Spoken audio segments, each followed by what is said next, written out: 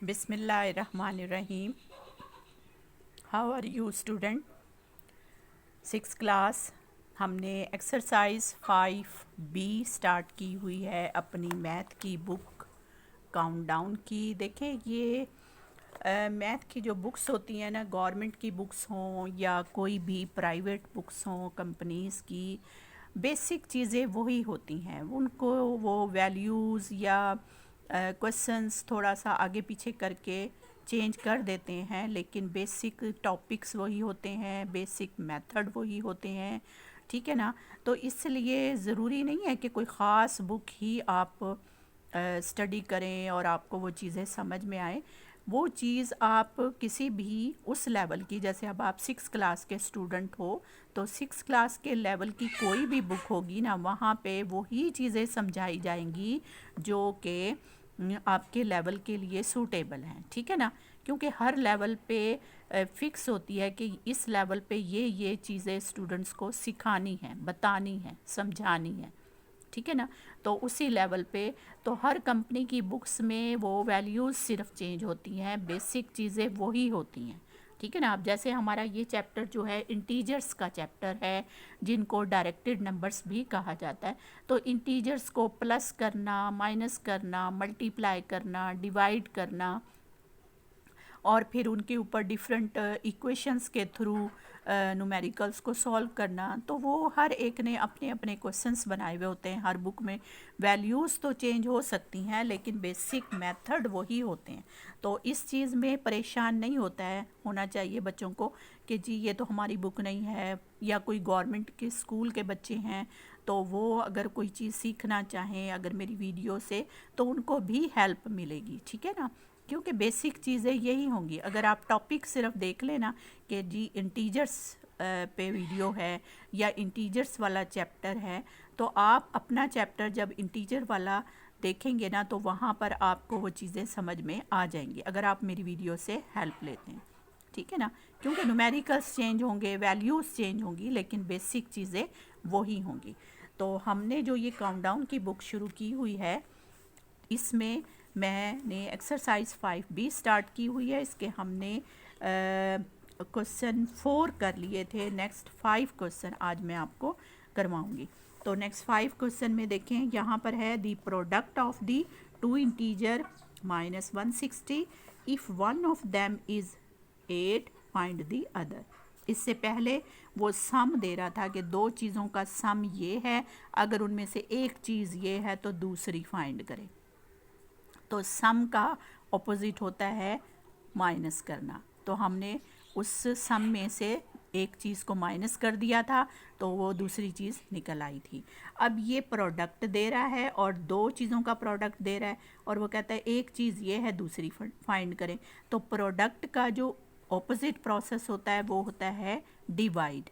तो हम क्या करेंगे, प्रोडक्ट को जो एक चीज़ दी है ना, उससे उसको डिवाइड कर देंगे, तो वो दूसरी चीज़ निकल आएगी। तो पहले हम क्वेश्चन में जो चीज़ें उसने गिवन दी हुई हैं वो चीज़ें हम लिखते हैं। स्टार्ट करते हैं, बिस्मिल्लाह।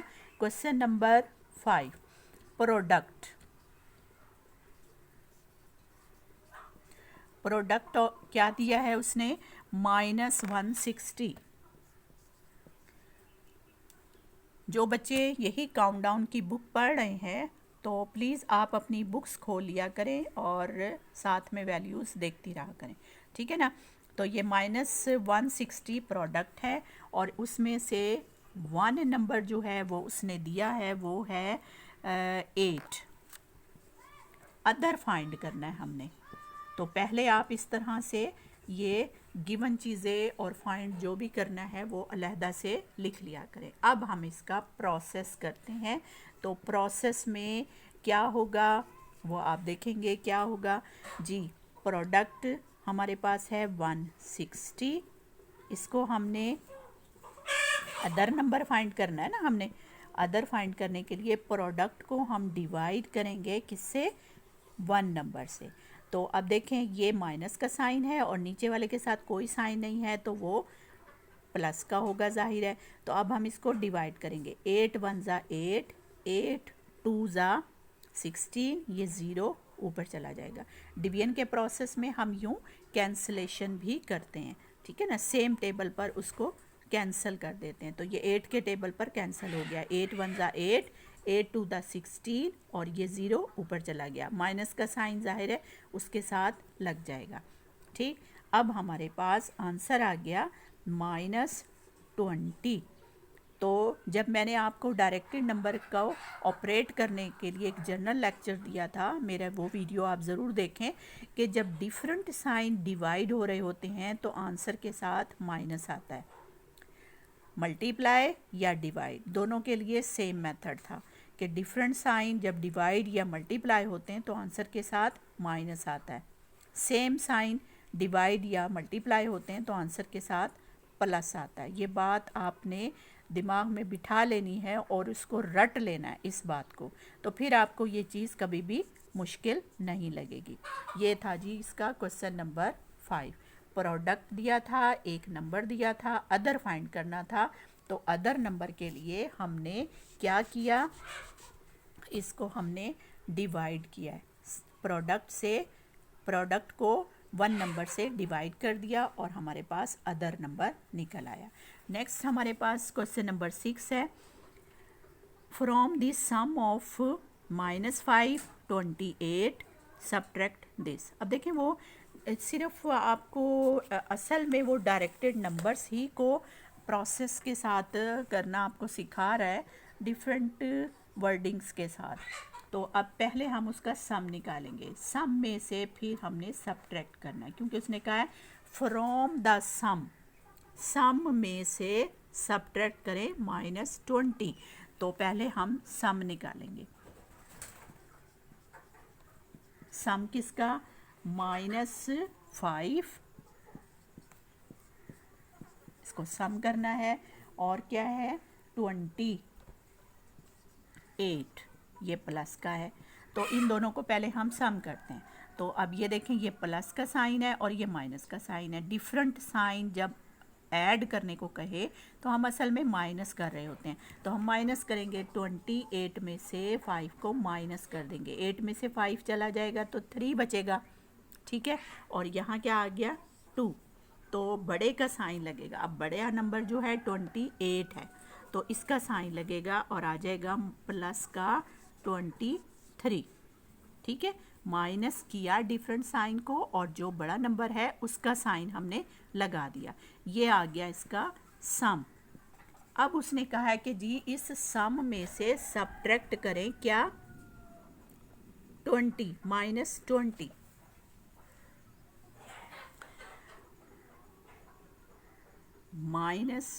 +23 में से सब्ट्रैक्ट करें क्या -20।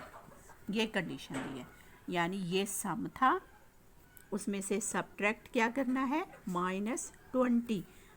ये कंडीशन उसने दी है, यानी जो हमें लगानी है ये। तो अब हम देखते हैं क्या होता है फिर 23। अब ये दो डिफरेंट सेम साइन आपस में मल्टीप्लाई होंगे तो यहाँ आ जाएगा +20। तो असल में तो ये दोनों फिर प्लस हो गए, इकट्ठे हो जाएंगे। तो 23 और 20 ये कितने बन जाएंगे 43। प्लस के साथ साइन ज़रूर लगाएं, क्योंकि डायरेक्टेड नंबर्स हम सॉल्व कर रहे हैं, तो इसके साथ साइन प्लस का हो या माइनस का हो तो वो ज़रूर लगाना है, ठीक है ना। ये हमारा आंसर आ गया। इसको फिर से देख लें। पहले उसने 2 नंबर दिए थे, उनका उसने कहा कि सम निकालें और फिर इस सम में से -20 को सब्ट्रैक्ट करें। तो हमने वो कंडीशन लगाई, पहले हमने सम निकाल लिया, फिर सम में से सब्ट्रैक्ट किया -20 को, ठीक है। तो ये सब्ट्रैक्ट का माइनस और ये उसका अपना साइन था।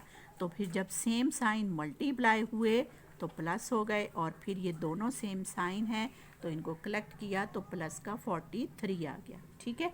ये हमारा क्वेश्चन नंबर 6 है। Next question number 7, subtract the sum of -11 -18 from the -23। तो ये भी आसान है, इसे भी कर लेते हैं जल्दी से।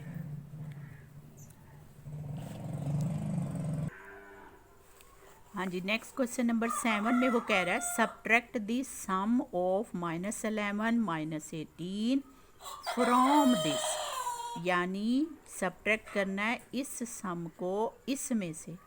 ठीक है, तो पहले हम इसका सम करेंगे, -11 -18 का पहले हम सम निकालेंगे, फिर इस सम को सब्ट्रैक्ट करेंगे फ्रॉम दिस। ये कंडीशन बाद में लगाएंगे, पहले हम सम निकालते हैं इसका।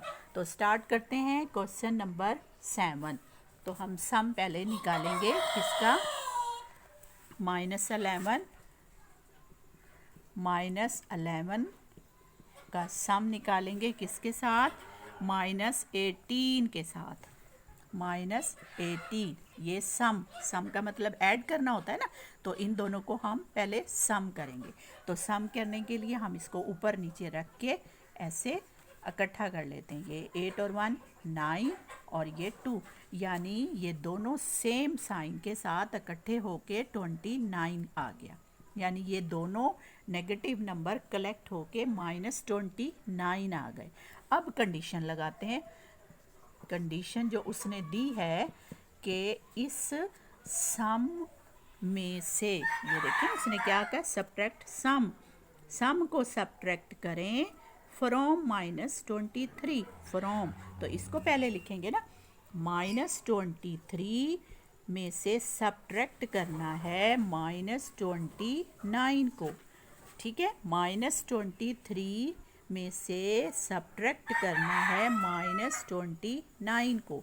तो ये हमने अब पहले जो बाहर साइन है अंदर वाला साइन है, इन दोनों साइन को हमने पहले मल्टीप्लाई करना है, और सेम साइन जब मल्टीप्लाई होते हैं तो प्लस आता है। तो माइनस का 23, ये प्लस का 29।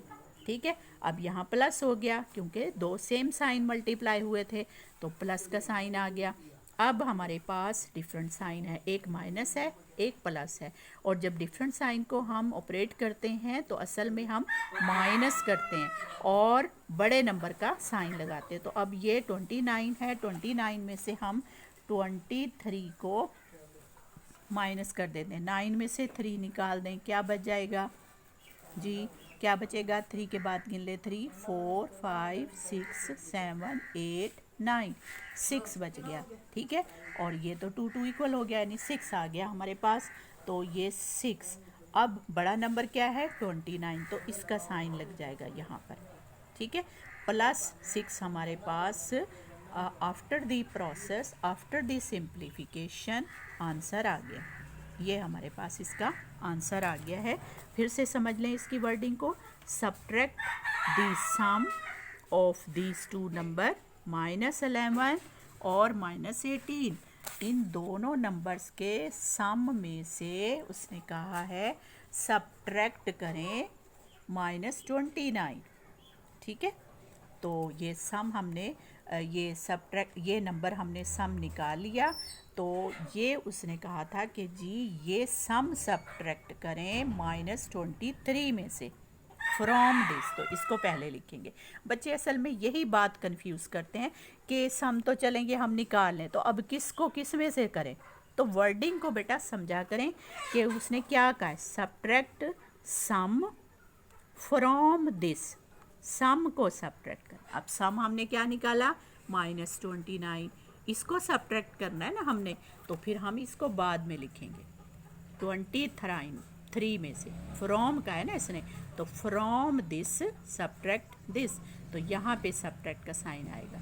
फिर इन दोनों साइन को मल्टीप्लाई करेंगे तो प्लस आ जाएगा, और फिर ये आंसर आ गया। ठीक है, चलें जी, आज के लिए इतना काफ़ी है। हमने 2-3 क्वेश्चन कर लिए हैं, 5 6 7, इसको अच्छे से समझें। ये वर्ड प्रॉब्लम डायरेक्टेड नंबर के बहुत इंपॉर्टेंट होते हैं। देखें छोटी सी स्टेटमेंट है और थोड़ा सा काम है, सिर्फ समझना है उसको, प्रोसेस को, तो फिर ये आपको मुश्किल नहीं लगेगा। उम्मीद है आपको ये मज़ा आ रहा होगा डायरेक्टेड नंबर्स को सॉल्व करने। देखें छोटे छोटे नंबर हैं, प्लस के प्लस माइनस के, सिर्फ साइन लगा होता है, इसलिए आप थोड़ा सा परेशान होते हैं। तो अब आपकी ये परेशानी इंशाल्लाह दूर हो जाएगी। ठीक है, दुआओं में याद रखिएगा। अल्लाह हाफिज़।